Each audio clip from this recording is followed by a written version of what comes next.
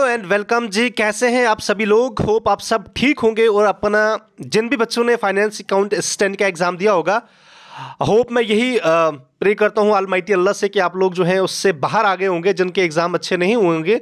मैंने इससे पहले वीडियो में आपसे कहा था कि हम बहुत जल्द जो है आपके लिए एक इंपॉर्टेंट सीरीज स्टार्ट करेंगे और जिसमें स्पेशली आपका जेके एसएसबी वाला जो जीके वाला पोर्शन है सभी एग्जाम्स को कवर करेगा और स्पेशली जो आपके फाइनेंस के इंस्पेक्टर और सब इंस्पेक्टर के एग्जाम है और वहीं पे जो आपके मार्च के मंथ में पटवारी का एग्जाम है, इन तीनों एग्जाम्स को जहन में रखते हुए मैं आपके लिए इंपॉर्टेंट सीरीज स्टार्ट करने जा रहा हूं। सभी बच्चों से रिक्वेस्ट रहेगी कि इस मेरी सीरीज को लाइक कीजिएगा और साथ में जो भी बच्चा हमारा इस चैनल पे नया है वो हमारे इस चैनल को सब्सक्राइब करें ताकि इंपॉर्टेंट वीडियोस आपके, मैंने उस दिन भी कहा था और आज भी कह रहा हूं कि डेली बेसिस पे आपको रोज एक आधा वीडियो मिलता रहेगा जो आपका स्टैटिक जीके को भी कवर करेगा और साथ में जो है स्पेशली एक आधा वीडियो जो है वो आपकी करंट से भी मैं स्टार्ट करूंगा और साथ में एमसीक्यू सीरीज भी है, पार्टली वो भी चलती रहेगी आपकी। तो चलिए जी, आपके एग्जाम में ये चीजें मेंशन होती हैं, आपके सिलेबस के अंदर के जितनी भी आपकी इंटरनेशनल ऑर्गेनाइजेशनें हैं उनके ऊपर बात की जाएगी और इसमें हम वन बाय वन करके आपकी तमाम इंपॉर्टेंट स्टार्ट करेंगे। और सबसे पहले आपका यूएनओ जो है इंपॉर्टेंट मोस्ट टॉपिक है, यूनाइटेड नेशन ऑर्गेनाइजेशन अक्टूबर 24 1945 को जो है इसकी एस्टैब्लिशमेंट होती है। ठीक है, UNO was established on October 24 1945। यहां पे 195 लिखा हुआ है, इसको ध्यान दीजिएगा। 1945 को जो है इसको एस्टैब्लिश किया गया ताकि इंटरनेशनल लेवल पे जो है पीस को मेंटेन किया जाए, ह्यूमन राइट्स की जो है बात की जाए, उसको प्रमोट किया जाए। शाबाश, ये मोस्ट इंपॉर्टेंट थिंग है कि हम लोगों को, मैंने इससे पहले जो चीजें यहां पे लिखी हुई हैं इससे पहले मैं आपको कहता चलूं कि हम लोगों ने यूएनओ क्यों लेके आए या क्या नीड पड़ी थी उस टाइम की, जितनी भी वर्ल्ड के जो कंट्रीज थी इनको क्यों नीड पड़ी थी यूएनओ की। आप सभी लोग जानते हैं कि हमारा यहाँ पे पूरे वर्ल्ड में 3 इंपॉर्टेंट मेजर वर्ल्ड वार्स हुई थी। एक कोल्ड वार है, वो तो हुई नहीं बट उसमें भी बहुत सारा नुकसान हुआ था, लेकिन 2 मोस्ट इंपॉर्टेंट वार्स हुई जिसमें हम world war first and world war second की बात करते हैं। तो वर्ल्ड वार फर्स्ट जो है वो आपका 1914 से लेकर 1918 तक चलता है और उसी के बाद आपका सेकंड वर्ल्ड वार जो है वो 1939 से लेकर 1944 तक चलता है और इसके चलते बहुत सारी चेंजेस की गई। तो यही सब चीजें जो है इसके पीछे कहीं ना कहीं बैकग्राउंड बना यूएनओ का फाउंड करने का। तो इसको मैं आपको डिटेल में समझाऊंगा, साथ साथ में देखिए। सबसे पहले मैं कहता चलूं कि आपको यूएनओ को जो हेडक्वार्टर है वो आपके न्यूयॉर्क में है और जो न्यूयॉर्क की अगर मैं बात करूं तो ये आपका यूएसए का एक इंपॉर्टेंट शहर है, वहां पे इसका हेडक्वार्टर है। और जहां पे इसका हेडक्वार्टर है वो बिल्डिंग जो है वो 39 स्टोरीज की बिल्डिंग है पूरी। और जितनी 39 स्टोरीज की अगर मैं बिल्डिंग की बात करूं तो ये टोटल लैंड इसने एक्वायर की हुई है 17 एकड़ की जो लैंड है उसके ऊपर ये पूरा यूएनओ का जो बिल्डिंग है, जो ये स्ट्रक्चर है इसके ऊपर वहां पे बनाया गया है। इंपॉर्टेंट है। वहीं पे जो इसकी हिस्ट्री मैंने आपको स्टार्टिंग में की थी कि क्यों यूएनओ को हमने फाउंड किया। बेसिकली अगर बात करें तो वर्ल्ड की लार्जेस्ट इंटरनेशनल ऑर्गेनाइजेशन है और सक्सेसर है ये आपका लीग ऑफ नेशन का।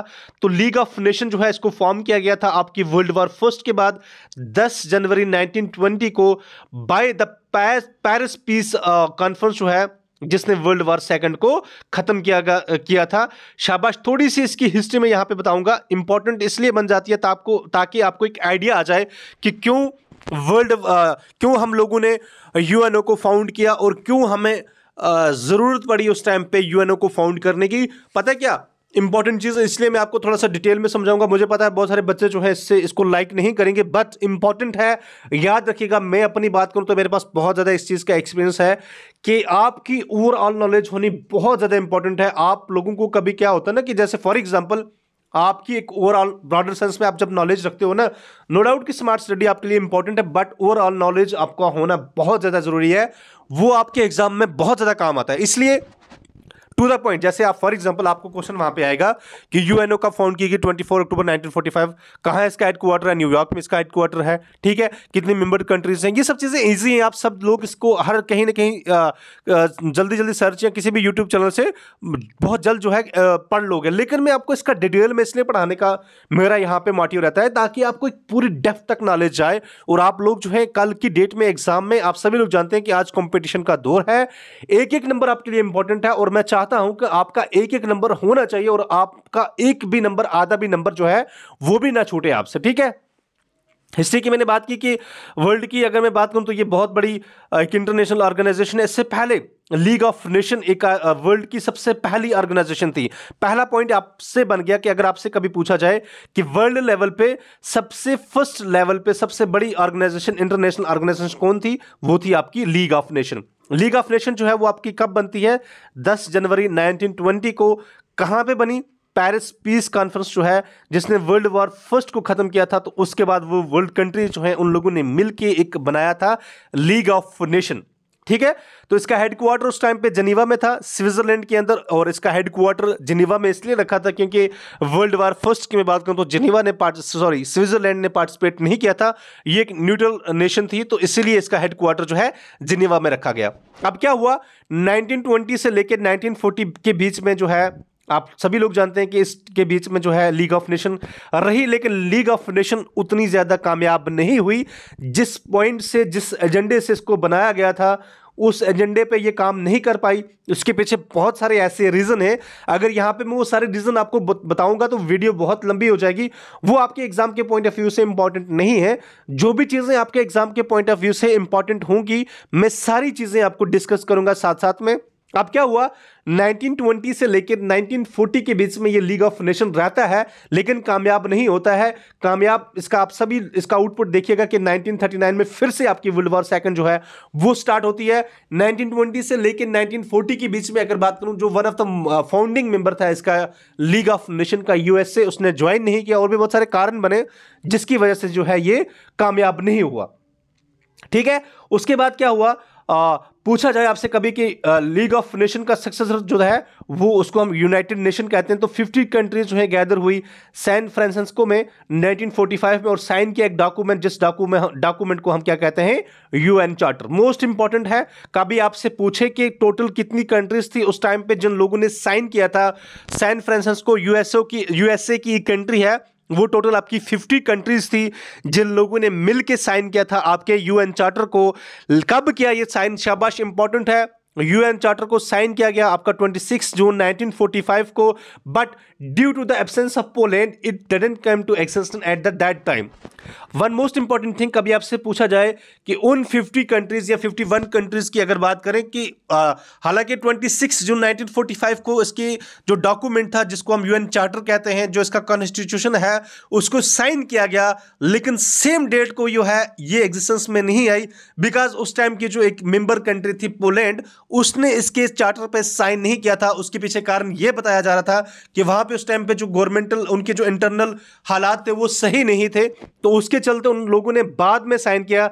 जब बाद में पोलैंड ने इसके ऊपर साइन किया तो चार्टर जो है officially came into existence on 24 October 1945। Important है, शाबाश, यहां तक ये सारी चीजें आपको क्लियर होगी। अब यहां पे है कि शाबाश कि जो यूनाइटेड नेशन जो है, ये सबसे पहले किसने इस नाम को यूं कहें कि ये टर्म किसने कॉइन की, या सबसे पहले इसकी किस बंदे ने इसका नाम जो है कहा कि एक ऐसी ऑर्गेनाइजेशन जो है बनाई जाए। हालांकि अगर इसकी बैकग्राउंड की मैं बात करूं यूएनओ की, तो 1942 के से ही स्टार्ट होती है। 1942 को क्या होता है, जो प्रेसिडेंट होते हैं यूएसए के, जिसका नाम होता है रोजवेल्ट, इन्होंने 1942 में एक टर्म कोइन की, इन्होंने क्या, क्यों ना हम यूनाइटेड नेशंस के नाम से एक वर्ल्ड लेवल पे एक ऑर्गेनाइजेशन बनाएं। तो याद रखिएगा ये टर्म अगर आपसे कभी पूछा जाए एग्जाम में कि यूएनओ टर्म जो है ये किसने कॉइन की, ये यूएस के प्रेसिडेंट रूजवेल्ट ने जो है इसको कॉइन किया था। The charter of the constitution was formed at Dumbarton ओस्क, Washington DC conference by USSR, UK, USA and China. Most important thing, one more important thing that कि इसने ये टर्म कॉइन की। उसके बाद आपके 4 मेन इंपॉर्टेंट जो आपके नेशन थे, जिसमें USSR की अगर बात करें, जो साउथ यूनियन बाद में बना, और आज की डेट में हमारे पास रशिया की शेप में है, यूके यानी इंग्लैंड, या अगर ब्रिटिश की हम बात करें यूएसए और चाइना, इन लोगों ने डम्बार्टन ओक्स एक जगह है वॉशिंगटन DC के अंदर, वहां पे इन लोगों ने मिलकर इसके चार्टर को तैयार किया। और यूएनओ का जो सेक्रेटरी जनरल है, कभी आपसे पूछा जाए क्वेश्चन के, जो हेड ऑफ द यूएनओ होता है उसको सेक्रेटरी जनरल कहते हैं, तो ये टायरगी ली जो है नॉर्वे के, ये पहले आपके यूएनओ के सेक्रेटरी जनरल बने। ठीक है, और जिसका इंपॉर्टेंट फ्लैग है, the UNO flag was adopted on 20 October 1947। Important है, वर्ल्ड आपने देखा होगा कि इस तरह से 2 लाइनें हैं, यहाँ पे बीच में जो है पूरे वर्ल्ड का मैप है, तो ये इसका जो वर्ल्ड, इसको जो है आप देखिएगा, इसके फ्लैग को हम लोगों ने अडॉप्ट किया है 20 अक्टूबर 1947 को। The official language of UNO are English, French, Chinese, Russian, Arabic and Spanish, while the working languages are English and French only। याद रखिएगा, इसको मैं आपको एक शॉर्टकट, इसके लिए मैं आपको एक ट्रिक भी दूंगा। Freshers FACERS,